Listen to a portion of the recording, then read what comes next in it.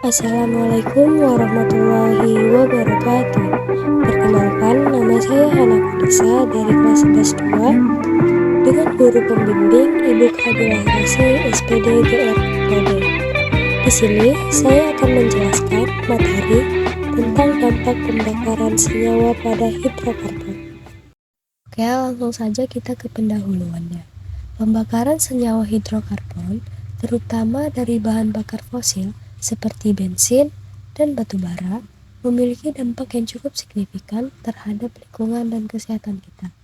Berikut beberapa dampak utama yang perlu kita ketahui.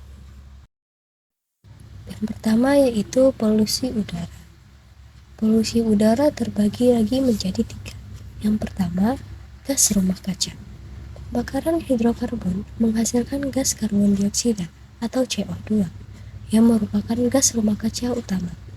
Gas ini memerangkap panas di atmosfer sehingga menyebabkan suhu bumi meningkat dan terjadinya perubahan iklim. Dampak dari pembakaran senyawa hidrokarbon yaitu polusi udara kan tadi terbagi menjadi 3. Nah, yang pertama tadi yaitu gas rumah kaca. Nah, selanjutnya yang kedua yaitu gas beracun. Gas beracun selain CO2, pembakaran tidak sempurna juga menghasilkan gas beracun seperti karbon monoksida atau CO yang dapat menyebabkan gangguan pernapasan, bahkan kematian. Yang ketiga dari polusi udara yaitu partikel halus. Pembakaran juga menghasilkan partikel halus yang dapat masuk ke dalam paru-paru dan menyebabkan berbagai masalah kesehatan. Yang ketiga dari polusi udara yaitu partikel halus.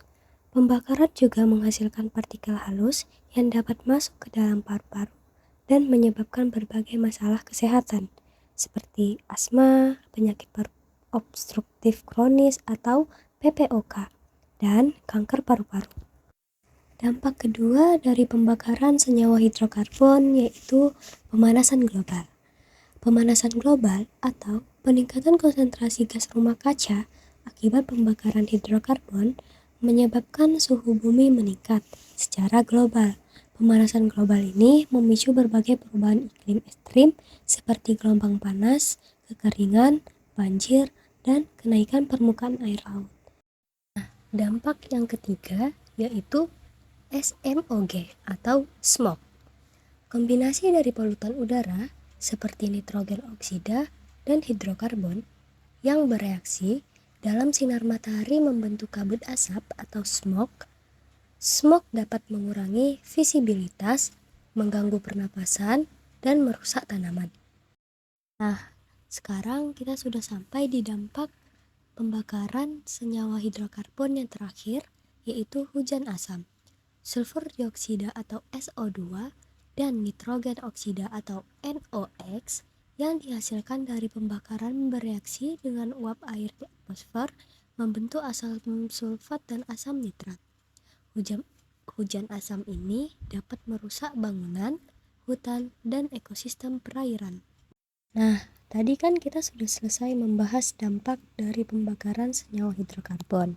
Sekarang kita harus tahu nih mengapa kita perlu peduli.